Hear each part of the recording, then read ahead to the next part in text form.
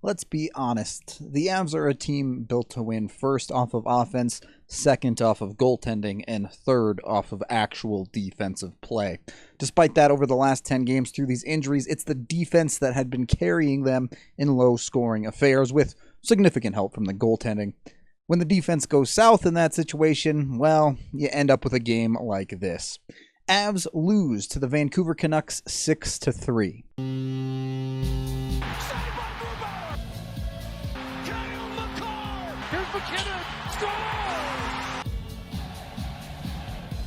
Now, that score is a little bit deceiving. This was actually a fairly close game for the majority of it, but ultimately the Avs defense did really fall apart throughout the game, and it didn't take long for those issues to crop up, with Vancouver getting on the board less than 90 seconds in. At this point, Vancouver has rimmed the puck a few times and held the puck in the zone. They just chip it back down the boards again here, and you get a little bit of an awkward situation, as it does end up getting collected by JT Miller, and Cole goes for a cross-check and keeps his momentum heading kind of off towards the boards here, while Miller absorbs it and cuts to the middle. It gets a little bit off. Cole gets behind the play at this point. EJ is shadowing his man down the board, so isn't prepared to make a switch here, which gives a ton of room to Miller to walk into, and the play just kind of falls apart from there. Jost gets caught in the middle as well, as he has to keep JT Miller honest, not let him just walk in on his goaltender, but his man up high in the zone is starting to creep in, and Jost doesn't really commit either way. He just kind of floats in the middle and does not cover the passing lane. As you can see, Miller's already started to pass it here with a very easy one, now giving plenty of room to Troy Stecher to walk in. He does recover okay. He keeps this shot to the outside from above the face-off dot, so not the worst in the world, but this is a perfect shot. Perfect world, Francouz stops it, but you got to give some credit when he makes a shot like that. That kind of set the tone for this game, and for the most part, it would keep up throughout it. It was pretty fire-waggedy through a lot of the game, though. The Avs had plenty of offensive opportunities, and they would convert on a decent amount of those, but there were a couple of issues. First, it just didn't seem like the Avs' night. They would go up the ice and get a great chance that would result in nothing, followed by Vancouver getting an opportunity of their own that at times seemed far more dangerous than the Avs' chance. The Avs probably deserved better in the first period. They outshot the Canucks 18-7, dominating the number of opportunities that actually went on net, but they just weren't getting the puck to go in. And when that lasts long enough, we say it a lot on this channel, the other team is going to put one in. That's almost exactly what happens. The Avs get a chance one way, and then Vancouver converts the other. So Vancouver's collecting a loose puck behind their own net here. You can see 4 Avs fairly deep, but Ian Cole is retreating at the time, and you're left with an awkward situation as it gets chipped up the boards. Cole backs off, but both Ryan Graves going to pinch in hard, and Sheldon Dries going to kind of get locked on the puck and attack the puck, leaving Ian Cole as the only man back. As you'll see, 2 Vancouver players are going to take off up the ice in JT Miller and Marcus Peterson, which leads to a 2-on-1 as Graves just gets roasted by a little flip of a puck through him. Peterson walks in and pretty much can do whatever he wants at this time. As you can see, there's still not a second Av in sight. He has all the time in the world to set up, fake, do whatever he wants. Simply just outweighs Cole on this one before slipping a pass over to Miller, and Miller just has to bang one home. On a night where Nikita Zadorov was sat because of poor performance in the last game, both Ian Cole and Ryan Graves really struggled on the defensive side in this one. And to be fair, everyone except for Erik Johnson didn't have a great night for the Avs defense, but it was real rough. It's the type of play that when you're missing almost half your forward core, you just can't afford that from your defense, and it's what cost the Avs in this game. The good news is that Erik Johnson guy I mentioned did kind of go beast mode, and before you knew it was 2-0, they had already made it 2-1. A simple but effective spin move from Landy here to free up space on the breakout.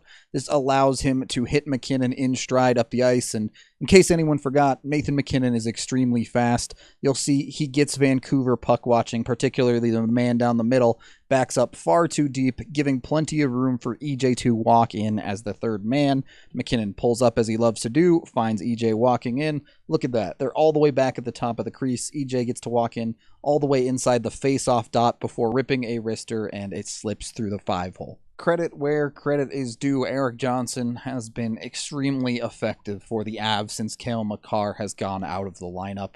He's probably been their best defenseman on both ends of the puck. Nice to see the longtime Av and veteran step up into that role, but he's not capable of carrying a defense by himself. So what was a strong period for the Avs? They end up down 2-1 after 1 because of defensive lapses. But still, if the Avs play like that through the rest of the game, they have to feel confident, which immediately goes in the bin as they give up another early goal a couple minutes into the second. The Avs lose a puck battle in the offensive zone, and Vancouver attempts to chip a puck out along the boards. Ian Cole initially knocks it down and attempts to keep it in the zone, but gets into a puck battle, and it's one that he ends up losing. I just talked EJ up a lot. I think he had a fantastic game, but he does not make the safe play and back up and out of the zone here. He sits at the blue line, so when Ian Cole ends up losing this battle, it's a chase for him to try and get back and recover defensively. He does take a decent angle, forcing the shot to come out of McEwen relatively early. This is up ahead of the face-off dot, a little bit deeper than you would like, and again, at a certain point, Francouz has got to make a save. He's only faced 8 shots in this game at this point, and 3 of them are in the back of his net.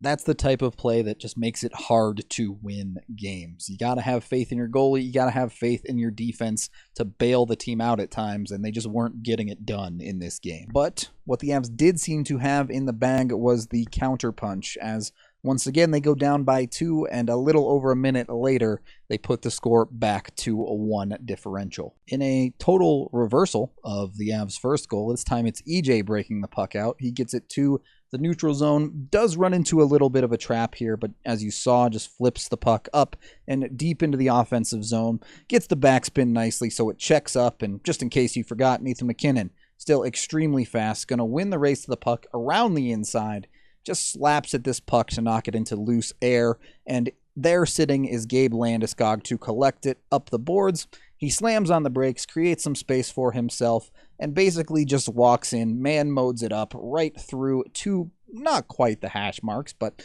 close enough, finds himself a shooting lane, and rips the puck for his 20th goal of the season. Hockey is just kind of funny like that. The Avs are getting production out of Nathan MacKinnon and Gabe Landeskog, their top line, and arguably their top defenseman in Erik Johnson with Cale Makar out. They just can't get anything else now that they've gotten those things back. It ebbs and flows in all sports, and even more so in hockey than most, so you just kind of have to try and ride it out and find ways to win, and right now, the Avs just aren't quite doing it. They were for 7 straight games, so it's forgivable. It's going to happen. Would like to see a little bit better defense, though. Speaking of which, hockey is just a crazy, weird, odd sport. The Avs had 18 shots in the first period and only scored 1 goal. They would muster just 5 shots on goal in the second period, and yet would score twice, tying up the game before even the halfway mark. A defensive zone face-off for the Avs. The puck squirts out all the way to the near side here, and Nieto's going to win the race and make a beautiful play. As he gets closed down on, he just slips it to the inside and perfectly up to the middle of the ice to Val Nichushkin, who's off to the races at that point. The Avs got off the blocks well as Belmar jumps into the play, and all of a sudden it's a 2-on-1 for the Avs. Nichushkin walks in. These days he's confident. You know he's pulling that trigger. Pulls it from the outside. It's basically the exact same shot that beat Francouz for Vancouver's 3rd goal, and Markstrom decides to let him even it up. The game-tying goal, you get it out of the Avs' depth, and it's a reset. All of a sudden, there is a new life to this game, and the Avs are right back in it. As I mentioned, the Avs only got 5 shots on goal in the second period, though, so they did not manage to score again. The problem there wasn't lack of opportunity. They got a lot of great chances. In fact, Vancouver was basically giving them the slot for most of the game, and the Avs kept putting it there. The problem is, they just couldn't hit the frickin' net. I mean, from quality scoring areas, places where you would expect NHLers to be able to hit the 4x6, the Avs were just missing. And Vancouver was not. Vancouver wins an offensive zone faceoff and gets the puck in deep, and I think teams may have scouted out Ian Cole's skating and realized that it's a bit of a weakness here, as Cole is just going to get worked with cutbacks up and down the boards and eventually is going to get absolutely burned, caught behind the play, can't throw on the brakes fast enough. And at the same time, with the opening, Tyson Jost gets caught sleeping just enough as well. Barberio has his man in front of the net. Perfectly fine work by him there. This is on Jost to cover the back door, and he's just a touch late as Roussel beats him in. The pass comes across from Gaudette, and it's a pretty free goal. Look, defense is still a team effort. Yes, Ian Cole and Ryan Graves particularly, along with many of the Avs defensemen, struggled quite a bit tonight, but the forwards got to be able to chip in as well. It kind of just all came apart in their own zone. They didn't get the goaltending they needed. They didn't get the defense they needed.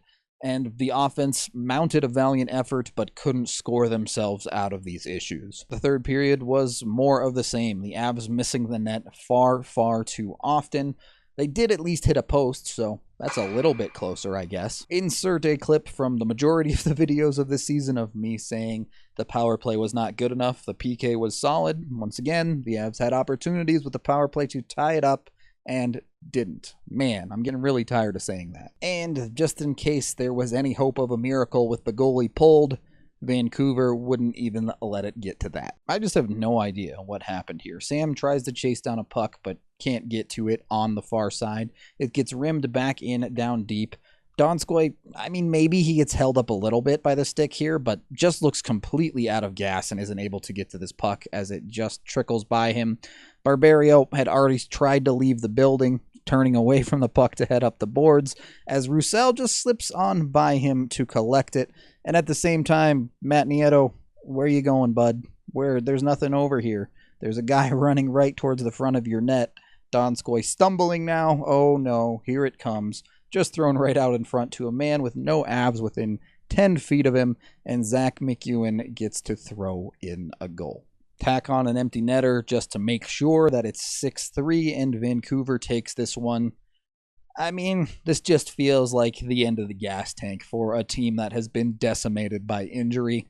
Not that big of a surprise, just unfortunate. The rest of this road trip is going to be tough. The Avs got to find a way to win one of these games on the back-to-back, and with it sounding like Cale Makar not going to be back for the road trip, that defense is going to have to figure something out. The good news is the Avs can afford a few rough games here. It may make it difficult to catch the Blues for first in the Central, but they're pretty darn secure as the second spot in the Central. Dallas has been struggling of late as well, and they hold a 5-point lead over them.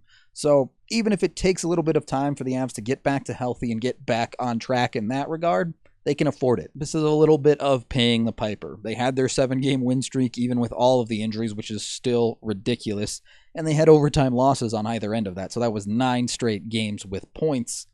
Now, maybe they lose a few. It is what it is. That is the end of this game video review. Thank you for watching. As always, head on over to thednvr.com. If you like my content, you want to see what I have on the premium side as well, consider signing up for a membership. I am Rudo, and I don't know.